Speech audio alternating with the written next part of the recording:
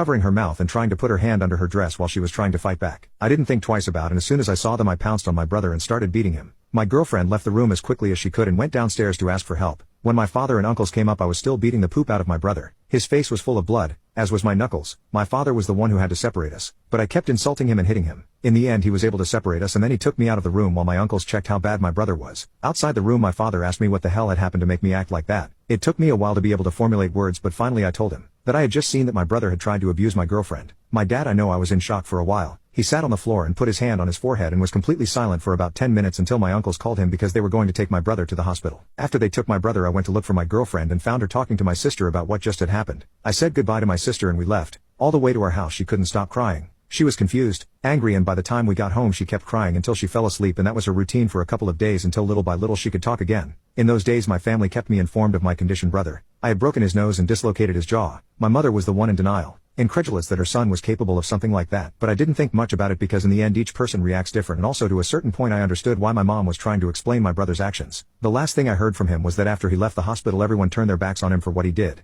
They fired him from his work and left town. When I consulted a lawyer friend of mine, she told me that if I pressed charges against my brother he could also drag me with him. I was going to be in jail for some time, and also that my then girlfriend needed to testify and she wasn't in the best moments for something like that. And also my priority in that moment was her. I couldn't help her if I was in jail. The best we had at that time was a restriction order for her. We decided to go to therapy because my girlfriend said that she feels threatened. After several sessions things finally start looking better. We both improve our mental state. 4 years passed and I proposed to her. When I told my family, everyone congratulated me, but my mother remained a little quiet, and when no one was looking, she asked me if we could talk alone later. When we were alone she told me that she was very happy for me and for her, but that she needed to tell me something. That's when she told me that she had been in contact with my brother since the pandemic began. She told me, "I think it's time for you to forgive your brother." Before she could continue talking I left the room, took my keys and went home. When I arrived I told my fiancée what my mother told me, and she was as upset as I was by my mother's words, and I couldn't believe she said that. My mother called me saying that she had told my brother about my engagement and that he was coming to town next week because he wanted to talk to me. I argued with my mom because she had no right to tell him something like that. I hung up on her and have had no contact with her since. After that some relatives have told me that maybe my mother is right and that I should give my brother a second chance. I reached my limit yesterday afternoon when my father called me to tell me that I had to be a good brother and at least try. Even my father asks